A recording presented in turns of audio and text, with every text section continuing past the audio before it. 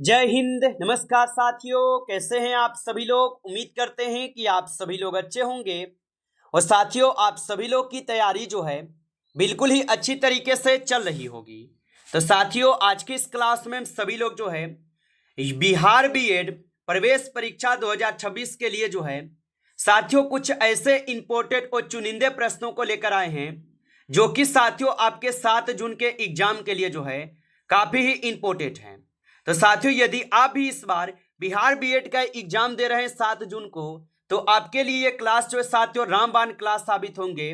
तो आप इस क्लास को बिल्कुल अच्छी तरीके से लास्ट तक देखिएगा और इस क्लास में दिए जाने वाले इन सभी प्रश्नों को याद करके जाइएगा, जिससे कि आप जो है अपने एग्जाम में सभी क्वेश्चन को आसानी तरीके से बना पाएंगे।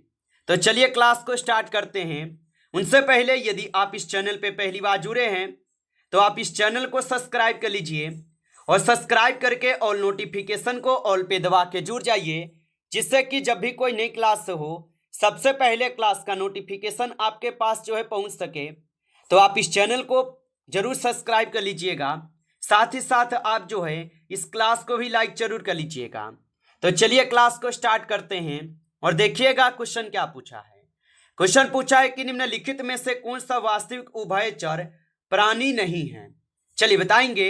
ये सभी क्वेश्चन काफी इंपॉर्टेंट और चुनिंदे क्वेश्चन हैं जो कि आपके एग्जाम में 100% जो ये सभी क्वेश्चन आपको पूछे ही जाएंगे।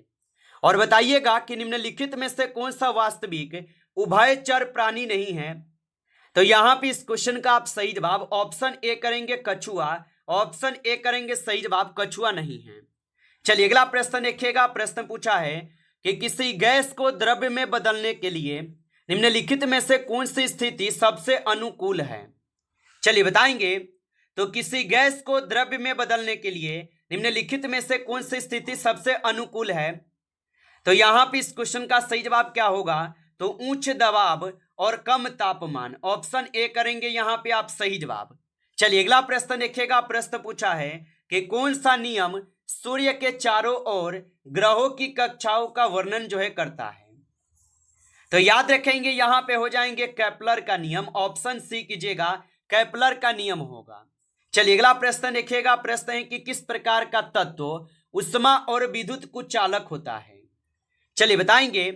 तो किस प्रकार का तत्व उष्मा और विद्युत का कुचालक होता है। तो यहां पे हो जाएंगे गैर धातु, ऑप्शन यहां पे जो है बी करेंगे सही जवाब गैर धातु होगा।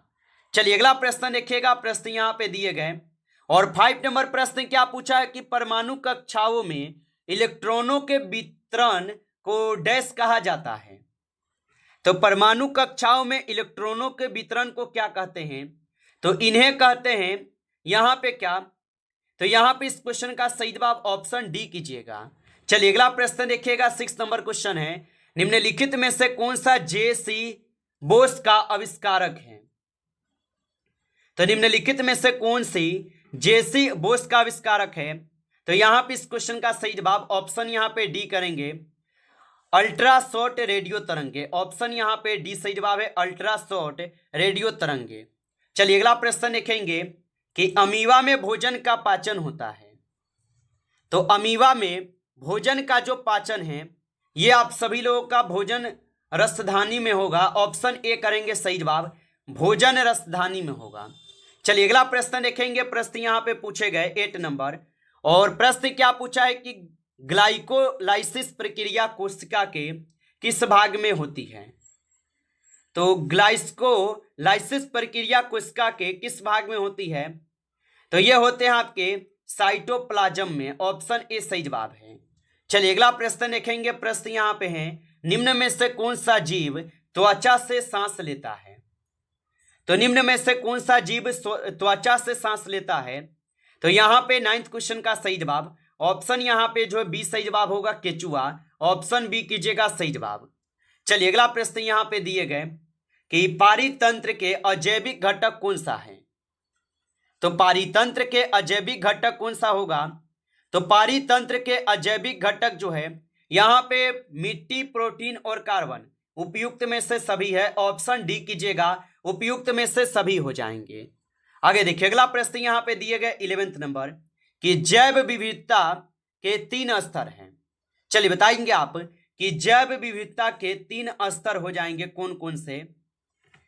तो अगर जैव विविधता के 3 स्तर देखें तो यहां पे आपके अनुवांशिक होगा, प्रजातियां होगा और पारिस्थितिक तंत्र होगा। यानी ऑप्शन हमारा डी जो है यहां पे सही जवाब है।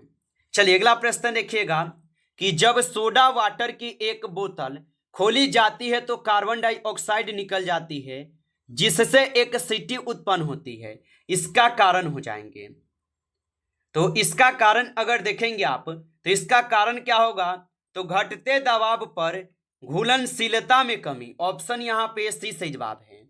आगे देखिए अगला प्रश्न यहां पे दिए गए कि सर्वाधिक बुद्धिमान स्तनधारी है। तो सर्वाधिक बुद्धिमान स्तनधारी कौन से हैं, तो यहां पे इस क्वेश्चन का सही जवाब जो है ऑप्शन यहां पे आप बी करेंगे, डॉल्फिन हो जाएगा। ऑप्शन यहां पे बी सही जवाब है, डॉल्फिन होगा। चलिए अगला प्रश्न देखेंगे। प्रश्न यहां पे है कि कीट विज्ञान वह विज्ञान है जो अध्ययन करता है। तो कीट विज्ञान वह विज्ञान है जो कि अध्ययन करता है। तो यह अध्ययन करते हैं तकनीक और वैज्ञानिक शर्तों की उत्पत्ति के इतिहास का। ऑप्शन यहां पे जो है ऑप्शन यहां पे जो है बी सही जवाब हो जाएंगे, कीरो का करते हैं ना। ऑप्शन यहां पे बी सही जवाब है, कीरो का। चलिए अगला प्रश्न यहां पे देखेंगे कि कंप्यूटर की गति किसमें मापी जाती है। तो कंप्यूटर की अगर गति देखें तो इनकी गति जो है किसमें मापी जाती है, तो यहां पे इस क्वेश्चन का सही जवाब ऑप्शन यहां पे सी कीजिएगा, गीगाहर्ट्ज से। ऑप्शन यहां पे सी सही जवाब है।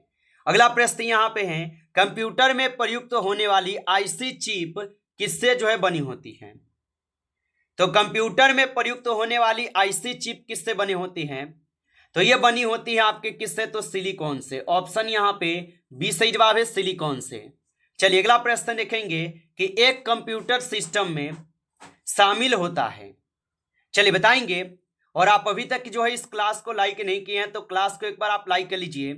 नए जुड़े आप इस चैनल पे तो चैनल को सब्सक्राइब करके ऑल नोटिफिकेशन को ऑल पे दबा के जुड़ जाइए, जिससे कि जब भी कोई नई क्लास हो सबसे पहले जो है क्लास का नोटिफिकेशन आपके पास पहुंच सके। तो आप इस चैनल को सब्सक्राइब कर लीजिएगा। और एक कंप्यूटर सिस्टम में शामिल होता है तो इसमें शामिल होते हैं आपके हार्डवेयर, सॉफ्टवेयर और परिधीन उपकरण, ये तो सभी होते हैं। ऑप्शन डी सही जवाब है, उपयुक्त में से सभी। अगला प्रश्न है कि अर्थव्यवस्था की केंद्रीय समस्या कौन सी है। तो अर्थव्यवस्था की केंद्रीय समस्या कौन सी होगा, तो संसाधनों का आवंटन, संसाधनों का इष्टतम उपयोग और आर्थिक विकास, यानी उपयुक्त में से सभी यहां पे जो है सही जवाब है। आगे देखिए अगला प्रश्न यहां पे दिए गए 90 नंबर कि चंद्रगुप्त मौर्य के 18 पद अधिकारियों के समूह को क्या कहा जाता था। तो चंद्रगुप्त मौर्य के 18 पद अधिकारियों के समूह को क्या कहा जाता था, तो इन्हें यहां पे कहे जाते थे क्या, तो याद रख लीजिएगा इन्हें तीर्थ कहते थे। ऑप्शन यहां पे डी सही जवाब है, तीर्थ कहते थे। आगे देखिए अगला प्रश्न यहां पे है कि उत्तर वैदिक काल में कौन से देवता को सबसे प्रमुख यहां पे स्थान प्राप्त हुआ है। तो उत्तर वैदिक काल में कौन से देवता को सबसे प्रमुख स्थान प्राप्त हुआ है, तो ये हुए हैं प्राप्त किससे, तो प्रजापति को लगाएंगे। ऑप्शन सी सही जवाब है, प्रजापति को। अगला प्रश्न देखेंगे व्यवस्था विश्लेषण उपागम में किसमें जो है ये प्रतिपादित किया। तो व्यवस्था विश्लेषण उपागम में किसने प्रतिपादित किया, तो यहां पे इस क्वेश्चन का सही जवाब जो है ऑप्शन यहां पे ए हो जाएंगे। ऑप्शन ए यहां पे बिल्कुल सही जवाब है। आगे देखिए अगला प्रश्न यहां पे दिए गए और प्रश्न पूछा निम्नलिखित में से कौन बिहार के राज्यपाल हैं। चलिए बताएंगे। तो निम्नलिखित में से कौन है जो कि बिहार के राज्यपाल है, तो यहां पे बिहार के राज्यपाल कौन है, अभी वर्तमान में कौन है, आप सभी लोग कमेंट करके एक बार बताएंगे। ठीक है, अभी वर्तमान में कौन है कमेंट करके सभी लोग दीजिए। अगला प्रश्न यहां पे किस संस्थान ने तंबाकू जहर हमारे ग्रह शीर्षक से रिपोर्ट जारी की है। तो ये जारी किए हुए हैं विश्व स्वास्थ्य संगठन। ऑप्शन यहां पे बी सही जवाब होगा। आगे देखिए अगला प्रश्न यहां पे दिए गए कि साहित्य में नोबेल पुरस्कार पाने वाले पहले भारतीय कौन थे। तो साहित्य में नोबेल पुरस्कार पाने वाले जो है यहाँ पे पहले भारतीय कौन थे, तो यहाँ पे इस क्वेश्चन का आप सही जवाब जो है ऑप्शन सी कीजिएगा, रविंद्रनाथ टैगोर होगा। ऑप्शन सी सही जवाब है। चलिए अगला प्रश्न देखेंगे कि एक गैर बैंकिंग वित्तीय कंपनी डैश के तहत पंजीकृत एक कंपनी है।